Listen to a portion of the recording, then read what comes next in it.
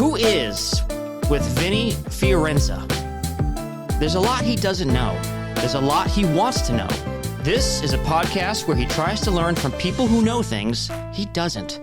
He'll be focusing on people from the worlds of business, entertainment, and the arts. His guests are people he finds fascinating and that he believes will bring value to others. Join him on the journey on finding out who is.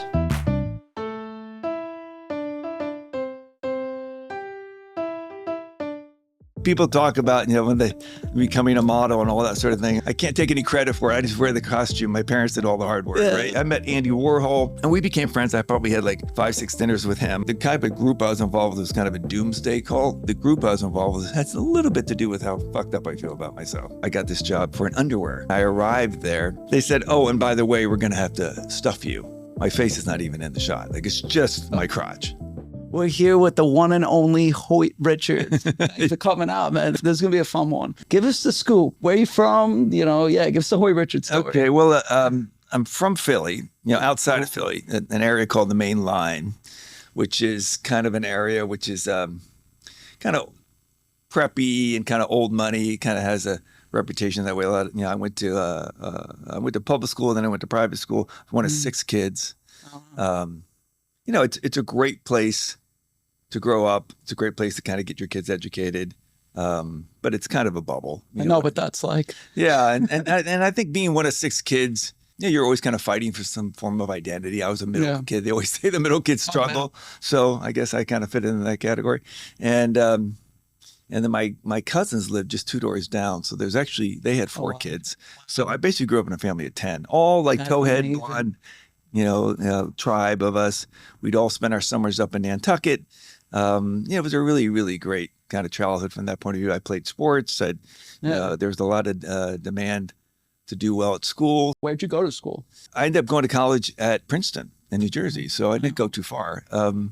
And I initially wasn't really wanting to look at the Ivy Leagues because even though I was a good student, I had these delusions of thinking I could play like bigger type football. And so ultimately, we led to some battles between my parents and I as far as where I should go because they really were kind of pro-Ivy. I was number 4 in the family, so my eldest sister, Katie, had gone to Yale.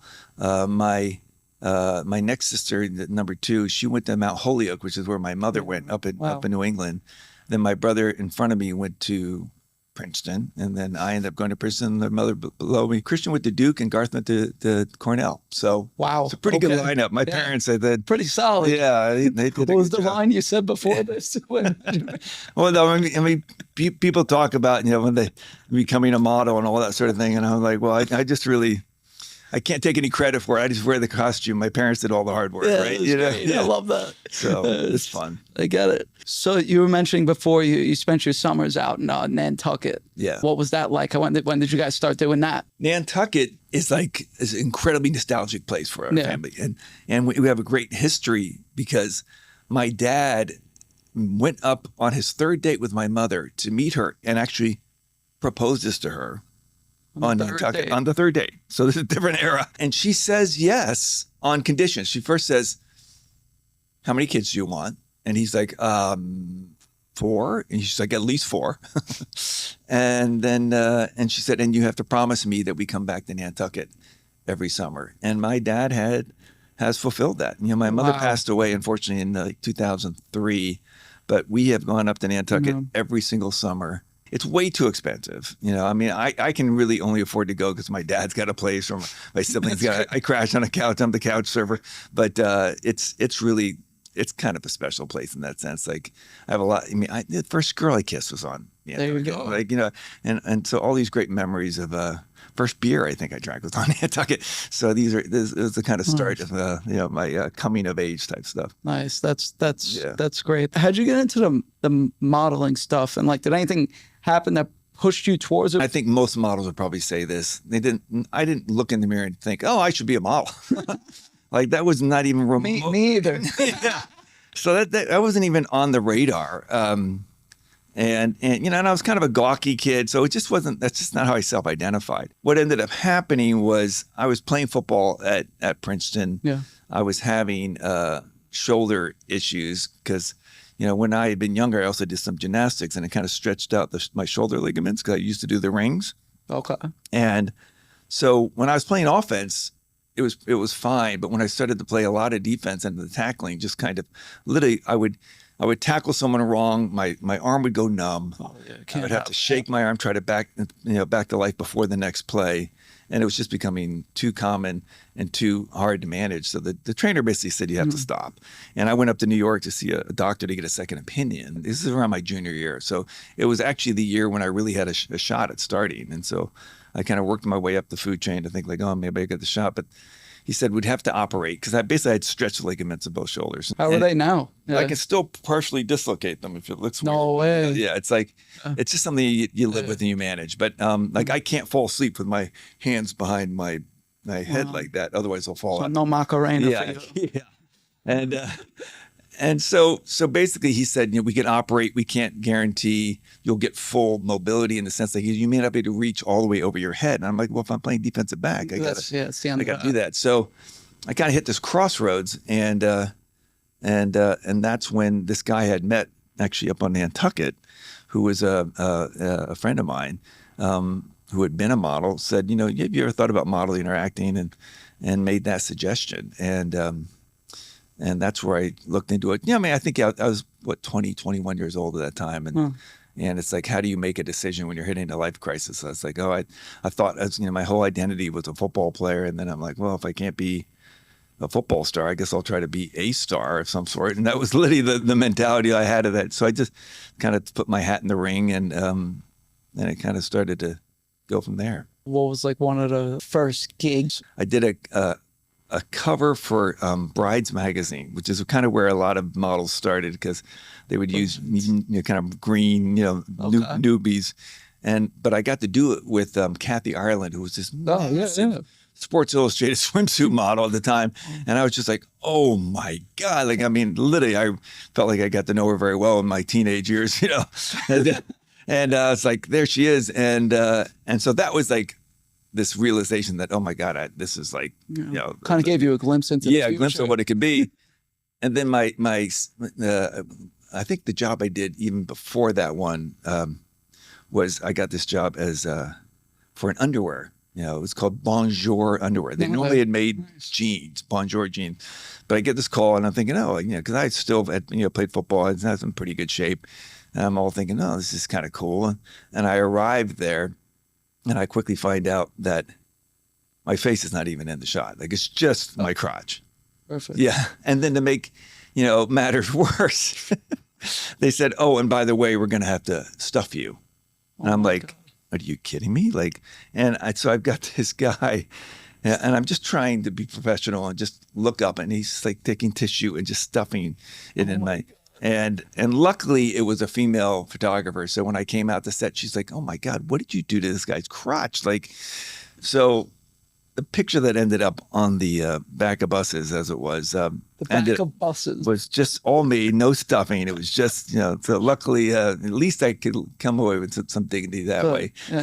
Yeah, bonjour. Yeah, bonjour, exactly. So they were kind of like two sides to your early life and early career. Like, you were involved in a cult, which is wild. We not speak about that. I kind of want to hear about the origins of that, and then cross over to the model.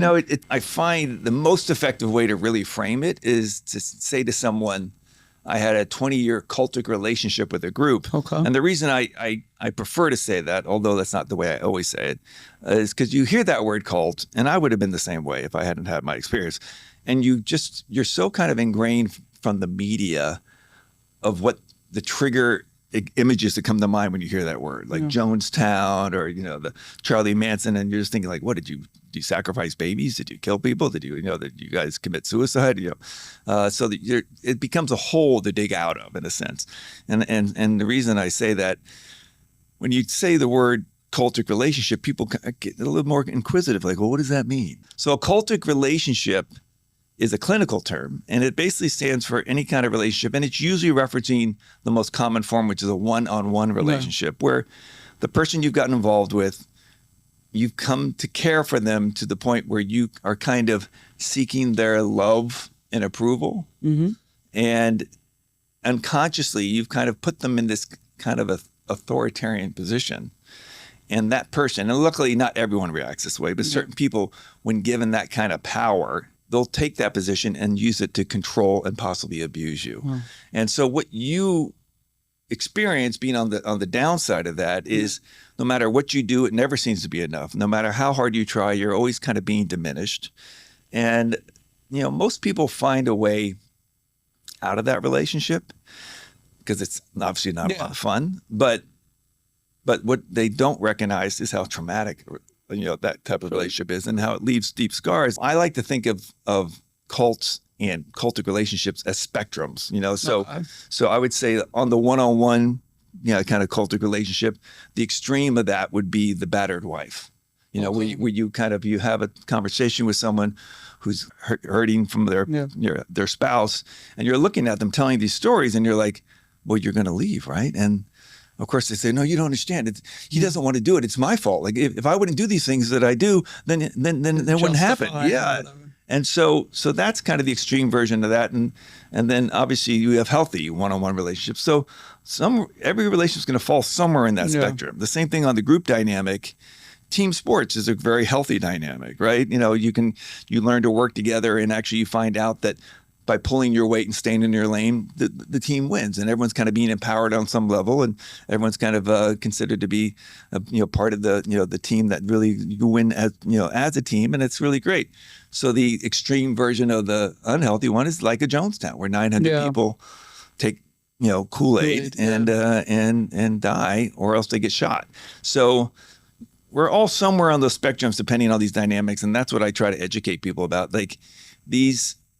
When I talk about my experience, it's not from the point of view that this isn't something you can relate to. This isn't something you probably don't know about. It's actually something you probably have already encountered, but you've never diagnosed it or called it the right name.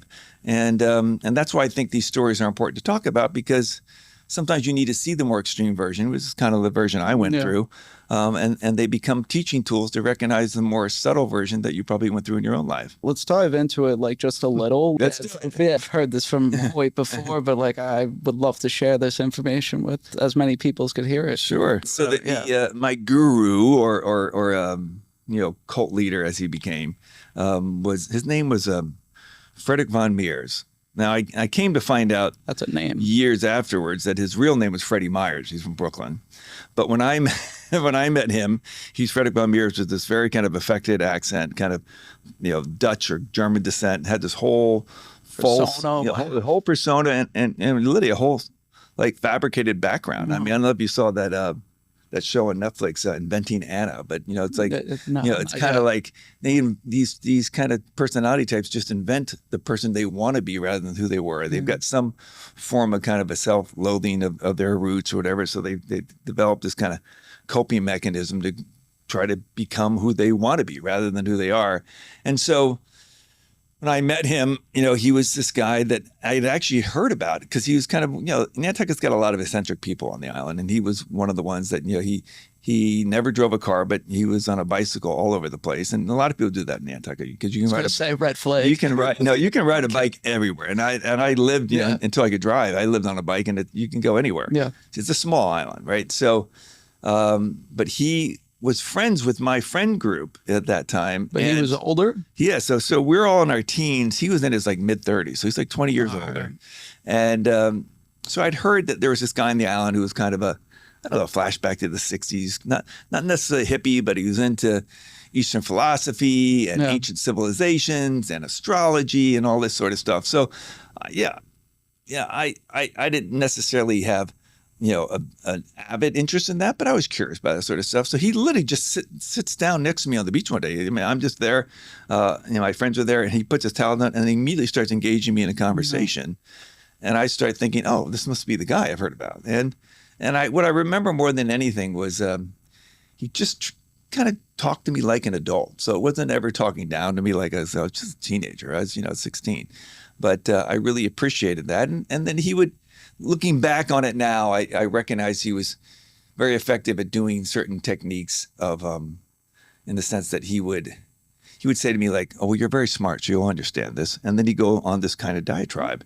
Now, if someone says that to you, Yeah. the last thing you want to say is, I didn't understand any of that. Because you've just given me a compliment saying I'm smart, even though you don't know me. But that's a very effective technique where you just kind of start to swallow everything. Yeah.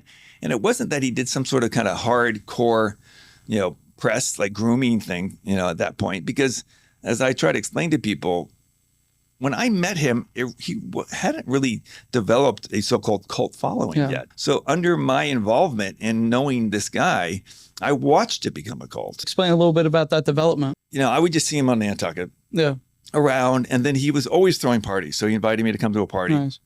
So at 16, the drinking age at that time was 18. So he'd throw these parties where I knew I could get this free beer and drinks, so I could invite my friends. I'm like, this is awesome. I actually kind of thought I was working him to some degree. And I go to these parties, and it was like the kind of people from the New York scene, people from Studio 54 and like Interview Magazine and, the who's who. Not that I knew who they were, but I've come to find out that they were kind of some, that whole New York scene. He basically was all into this astrology thing, and he kind of do it like a party trick. Like he would ask everyone what their birthday was, and he'd have this ephemeris, which is like a Bible that has all the star charts going back like 200 years. And then depending on the day, the time you were born, and where you were born, he could kind of just do this horoscope on the fly. Like about you. Yeah, about you. And people love that, that sort of thing. So that was kind of his whole gig.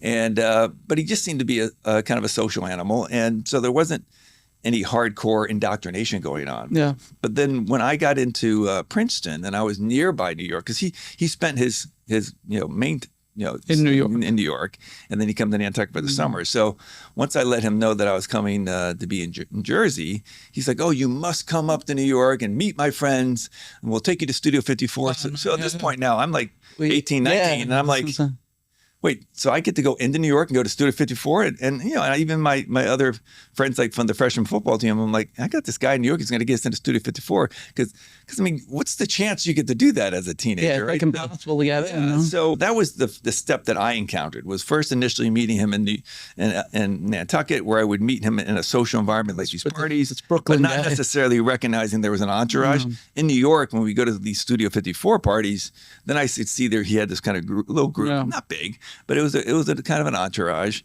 And then over time, things changed, because he had this guy who was around my age. He was a kid who went to Columbia. His name was John Andreatis. And he was kind of being groomed in a way to be the protege. Like he was the sidekick, but he was going to be the one that was going to kind of go on to do great things. And this guy, Freddie, kind of positioned himself as the teacher to prepare John for these great things. And he went as far as to say, that in this lifetime, John will become an incarnation of God, like a Jesus, walking around. Now, that's not something I found out immediately. Like, this is the thing that people, you have to really understand. When you get involved with these things, it's bit by bit. Yeah, it's the best analogy is how you boil a frog. Because if you throw a frog into hot water, it'll just jump right out. Yeah. But if you put a frog into room temperature and incrementally turn up the heat, it'll stay in there till it boils. So it's all these baby steps that are happening that you just start to make kind of mental compromising. And through that, you're kind of just giving up with unknowingly your ability to critically think. You want to get along to not get in trouble and kind of just, understand things, and you're enjoying the fun and the games going on. So that's how it kind of starts. And the way it kind of unfolded for me was, so I would go up and go to these Studio 54 parties, and then I have the shoulder issues. Yeah. And now I'm kind of at this life crisis. And then he's like, "Oh, well, start checking out the modeling thing." The guy he suggested. He's the one that suggested it. So he knew the guy who was the head of Ford's men department, Joey Hunter, and they had been models, because this guy Freddie had been a model when he was younger. Oh. So and the guy who was running Ford's men's department at the time had been a model. So they had been friends from Brooklyn when they were younger. So I go in there and meet the guy, and he's like, "You're a bit blonde, you're really big," because I was still muscly from football. But he's like, "We'll give him a shot." And luckily, like 3 weeks into trying that, I met this guy, Bruce Weber, who was kind of the image maker back then. Okay. I mean, people nowadays who don't know about the way my era, it's not like the Stone Age, but it was kind of, but it was this type of thing where photographers were king at that time. You know, because I think nowadays, because everyone's got a phone, everyone thinks they're a photographer. But back then, these guys were the image makers. And if they took a liking to you and they were in a position of power, they could anoint you as being the next it person. And that's really how careers were made. So basically, I had gotten introduced to this guy, Bruce Weber. He did some, really, good pictures of me. I went back to school and the pictures came out and all of a sudden I'm getting calls. This is like from my senior year at this point. Wow. So I'd be at school and I get a call from Italy or I get a call from France. Like, oh, we need you over here for this great job. I'm like, I got a test on Tuesday. I can't be in Paris. But it was this type of thing that by not being available and having to say no just because of finishing school, it provided me an opportunity that when I finished, I had all this work stacked up. So I kind of, I went from this kid who had really no idea what I was going to do. And it's not that I really planned on modeling being a career. I was like, well, this is a great stepping stone to figure out what I will do. Like, I'll just, I'll do this for a little while. I get to travel. There's beautiful girls around. I mean, all this great stuff.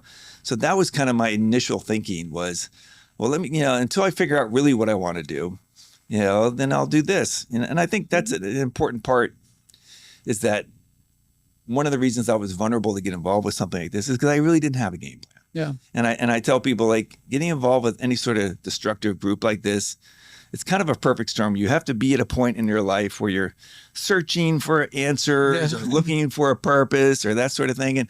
And for me, I didn't really have a passion. I didn't have a purpose in that way. And I felt I'd been dealt a pretty winning hand. Take advantage, hold the punches. Exactly. I should know what I want to do, but I did it. When you meet someone who's got really excited about their game plan and it's a lot better than your no plan, you're being receptive, and that's how it starts. So other models, women, partying, whatever, traveling the world, and the cult. Yeah. Well, like, how'd those go hand in hand? I graduated from college in 1985. Okay. And at this point, my family was starting to be uncomfortable with my association with modeling, because they didn't send me to Princeton to become a model, right? Yeah. By the time I graduated, I literally left the next day, went up to New York, and then I didn't see very much of them. I mean, by 87, I basically broke off contact with them, and I didn't see my parents. Family. Oh my God! I didn't see my parents for 12 years, because that's what a lot of times these groups do. Is if you want to think of it, it's like they're convincing you that the brainwashing happened before you met. It's kind of like, we pulled you out of the matrix, so you have to, don't go back to the matrix because that's dangerous. Wow. They're depressing or diminishing your prior personality, your authentic personality, and they're building up this cultic personality, which they can control. It's not actually unlike what you do in the military, where you basically break someone down and you rebuild them in the way you want them to. Because, if you're out in the field and you need your soldiers to go over the hill, when you say go over the hill, you don't want them to go, well, I don't know what's over there on the side of this. Should I really do that? No, they just have to go. Yep. So you have to build that kind of relationships with them, and that's where you're just kind of. It's an interesting comparison. You were making a lot of money at the time, like doing modeling. Was there ever a time where it was necessary to put towards the group? My first couple summers where I even tried to do the modeling, what had happened was this guy, Freddie, had offered his apartment for free because I had no way to go to New York. Yeah. I couldn't afford it. I had no money. So he said, stay there for free. He had a roommate at that time, this guy, Burkhart, who was a designer for Brooks Brothers, super great guy. And so I got this free apartment to stay in, and I rode a bike, and that's how I kind of survived. Yeah. And Burkhart mostly bought the food, and I would eat I was until I got my career kind of going. So I felt a level of indebtedness to him, right? So that was the initial stage. Once I started making money, it became apparent that he was going to exploit that, and it pretty much became that I would cash my checks, and I put enough aside to pay my bills, and I would start giving everything else to it. So it wasn't like tithing where you give 10% or whatever. It was like, take what you need to pay your bills and give everything else. In, late 80s, 90s dollars, it's close to $5 million, because at the peak of my career, I was making about $1 million a year. I thought this was the system. It seemed like the more I gave it away, the more successful I became. And they had also really, when I say they, it was Freddie and the group in kind of as a tribe. Because we looked at the material world as this kind of playground to fall to the dark forces. The fact that I was, being a model in the sense which was the antithesis of a spiritual life. Like you're not only glorifying the material world. You're taking this costume you've been given, and you're scoring money off it because everyone else is so kind of materialistic that they're actually going to pay you because they think you look better than the next guy. So I felt so kind of full of shit that I was, cared about that. And they were basically saying the least you could do is what if these people are crazy enough to give you this money rather than you being an idiot and like going up your nose or spending it on girls or buying stupid fancy cars, whatever, give it to us because we'll do something. They'll do the right thing. Good. Exactly. Yeah. The crazy part was like, I was making a lot of money. So from that point of view, I never experienced what it was like to have a lot of money because it wasn't like I went out and bought fancy clothes. I mean, what a shame. It wasn't like, and so, I mean, the way I lived was I lived in this tiny 1-bedroom apartment that Frederick owned. And so I was one of the people staying there. So he would stay in the bedroom. And depending on how many people were around, there'd be sometimes 3, maybe 5, or even 6.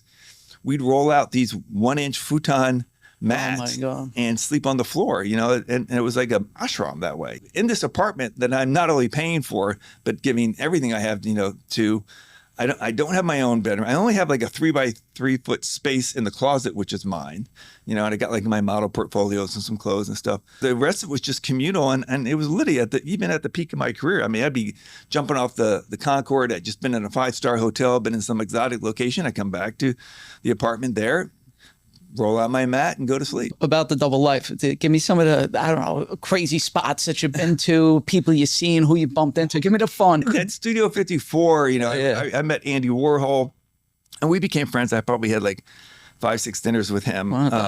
Truman Capote. They had this room downstairs where it was kind of the VIP room, and they were literally like tables like you see in the movie, like a table with like a pile of cocaine on it, and then people are just having sex everywhere. So at that point I was 18, 19 years old. So that was kind of my introduction to this New York club scene. Also, I came into the business at the same time when the girls that we now call the supermodels arrived. So I was, if you think of it like a university class, that was my class. So it was like Cindy Crawford, Christy Turlington, Stephanie Seymour, Linda Evangelista, Naomi Campbell. All of these girls were all starting around the same time. So that was where that all started to kind of explode at that time, and that was the era I lived in. So I got to know all of those girls, and that was just the world I swam in. Fast forward X amount of years, the cult gets taken down. Like what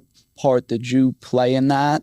So I moved up to New York in 85. The leader dies in 1990. How many people were in it, give or take, at that time? Yeah, it was a lot of turnover, but I would say around 100, and I'd say 50 that are more kind of hardcore. Yeah. But what happened, Vanity Fair had gotten a drift of what we were involved with, and that the way we were portraying ourselves versus what was going on behind the scenes weren't all the same thing.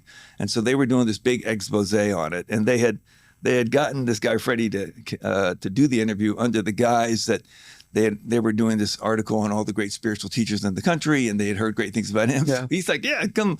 And it was a total setup. And so, but the way it played out, he died 5 days before the article hit. He didn't deny that in his earlier years, he'd been kind of a playboy and a partier and all that. But now he was on this whole spiritual kick. So we were all into the guys that's where he was, and didn't know that he was covertly having these encounters with these guys all during the AIDS crisis, and it was actually ends up dying, of AIDS. Of AIDS. And so we're in total denial. Like, we don't even think he's having sex. It's like, he can't be having AIDS. And then of course we find out later he had been lying about all this stuff.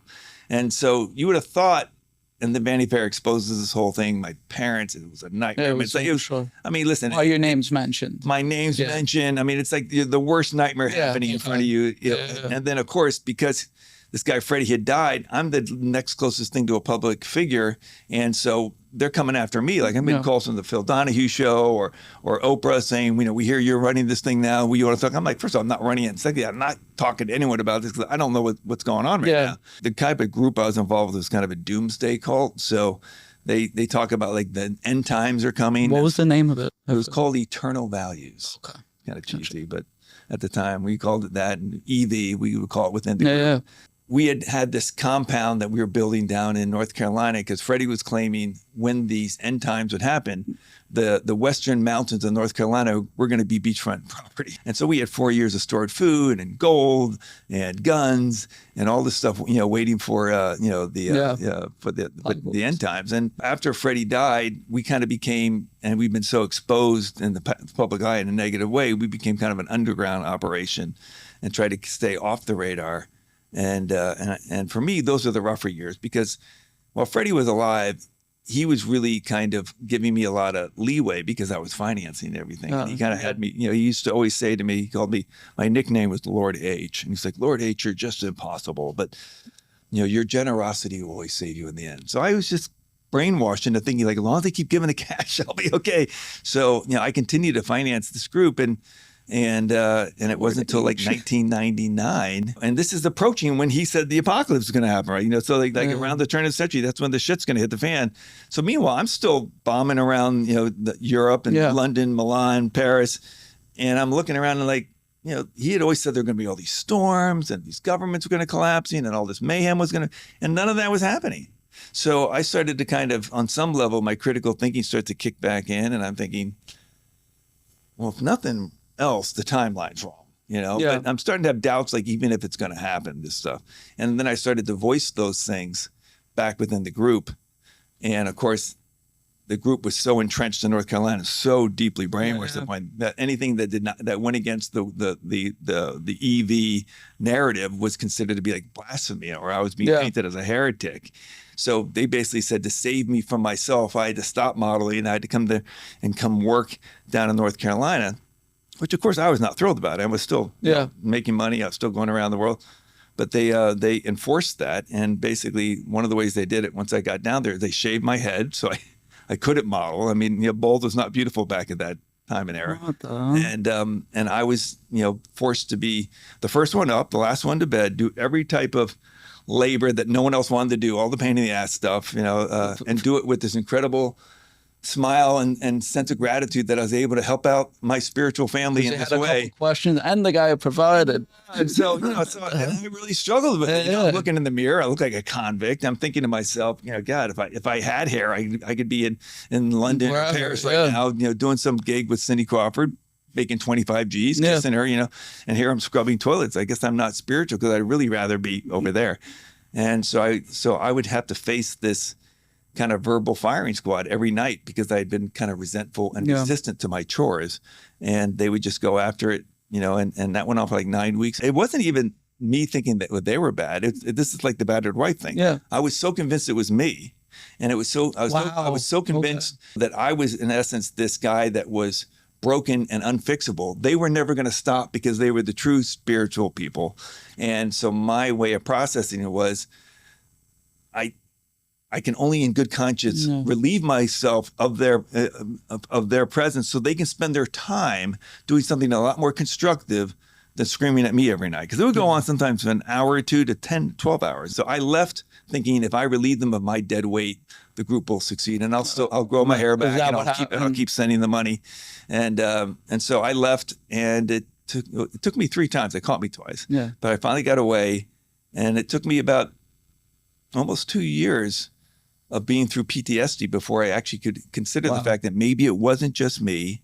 Maybe the group I was involved with has a little bit to do with how fucked up I feel about myself. Because people had said it was a cult, and I'm like, I would never get involved with a cult. But I didn't know anything about cults. So I finally started to read up on it, and of course, sure enough, I could tick all the boxes, and that's when I found like, oh boy. What year was that? Lived to tell the tale, 1999. And then what ended up happening, once I figured things out, I got pissed because I had all this suppressed anger for the way I've been treated. And so I ultimately ended up suing them and taking the group down. Okay. And so that's how it was so that was like 2002. So I have been talking about this even publicly for a long time. And over that time, I started to get in touch with a lot of the people who do these cult interventions and the kind of cult survivor community. And you have your own program as well, right? Yeah, I've got a podcast where I interview other cult survivors. Through certain cases, I'd be asked to come in and participate to help families who have their loved ones in these cult situations, help get them out. And through that situation, it was nice to kind of be on the other side where I would see someone who was caught in a situation like I had been and create situations where we could kind of get that person out and get them kind of back home and thinking for themselves again. You know, the way mind control works is it's usually you get that person isolated. They're only getting one narrative and they're being told to just ignore everything that doesn't fit with that narrative. You explained the story to me, or like a comparison metaphor about Horton Hears a Who. The reason the Horton Hears a Who is a great analogy, in my opinion, is basically in that Dr. Seuss tale, Horton's got this flower that's got the Who's on it, right? This little civilization that no one can even see because it's so tiny or even hear, but only Horton can. The land in that area is going to be excavated. So he's like, to try to save them, he's like, you guys have to let people know you're here so we can save you. And they're all screaming, you know, we are here, we are here, we are here. The only way it breaks through is they get the littlest baby. I can't remember her name, but they put her at the top of the steeple and she just goes, yop. And that little sound breaks the seal. And then it's like, we are here, we are here, we are here. So what I try to explain to families is you've got someone who's kind of caught in this bubble. And what you're trying to do is build a team where you find possibilities to interact with this person. And all you're trying to do in a very non-confrontational way is get them information that might be different than what they're getting within the cultic situation. So you're just trying to get little pokes within their psyche, and you never know what it's going to be. Yeah. But something will, like that yop, will get through, and it will. And I think of like the critical thinking mechanism in anyone's psyche. It's like a pilot light. So even when you're being indoctrinated, like I was, it gets reduced and turned down like a pilot light but it never goes out. It's just a little flicker. So you're hoping this little yop is going to hit that pilot light and recatch the critical thinking. And that's what does happen. And the person will pull themselves out. Like once that gets reignited, they'll be like, it's like coming out of clouds and realizing, what am I doing? Why am I doing this? And they'll pull themselves out. It's remarkable that you have the courage to share this with not only me, but a lot of other people and people that need to hear it. It's like a sense of duty because what happens is when you go through something like this and you're forced to learn a ton about yourself and the world we live in just to kind of make sense of it. And of course, the hardest part is, you know, dealing with your friends and family who are just looking at you like, dude, what the fuck happened? Like and when you don't really know it yourself at first, it's a really hard period to endure, you know, but if you do the work like I did and really read up on mind control, read up on all these certain things, once you can forgive yourself, then you can take on the temporary mantle of the victim, say, listen, I didn't sign up for this, but you also recognize, but I still am responsible for what I did. So even though there was a lot of stuff that I had said and done that I wasn't very happy about, and you could totally say I was brainwashed when I was doing that, I'm still accountable for that. And the stuff that's harder to live with is the stuff that I could have said and I chose to stay silent. Of course. And I've learned, like with trauma, if you choose to not talk and deal with your trauma, nothing will change. I want to do a little rapid fire, have some fun with it. Okay. Too, so we could get into. Do you have a favorite movie, Hoyt? I know you're an actor. Star Wars just changed my life. You know, I mean, it's like, and actually it was part of Star Wars that kind of intrigued me into the whole cult stuff. What about a music genre? When I was at college, they had this jukebox that had all the great Motown stuff. Love that. So I just love the Motown. Yeah. Favorite meal? Yeah, my mother used to make this amazing lasagna. What's your zodiac sign? Aries, and then Gemini rising and moon in Cancer. Yeah, you know. It's like, definitely know. Yeah, I got indoctrinated. If you had to choose one place, where would be your favorite place that you modeled? The craziest place I ever went to was the North Pole. I actually parachuted onto the North Pole for a modeling gig. Why don't you tell the people like where they could find you and like, I guess what's next in the world of Hoyt Richards? My Instagram page is probably the best, you know, at Hoyt Rich. The podcast I'm doing, which is called What the Flock. Well, we're going to put links to all these in there. I'm looking into doing some projects around the telling of my stories. You know, I could see Jared Leto playing the cult leader. Yeah. So, Jared, if you're out there. Yeah, we're talking to you. But Hoyt, this is incredible, man. Yeah, I'm grateful. We're not done here. Yeah, well, it's been good to get to know you, and likewise. I've, some of my best friends from college was from Staten Island, so just hearing the way you talk reminds me of some really. I talk funny to you. No, you talk good to me. Yeah. All righty, man. Thank you. All right, brother. Until the next time. Yeah.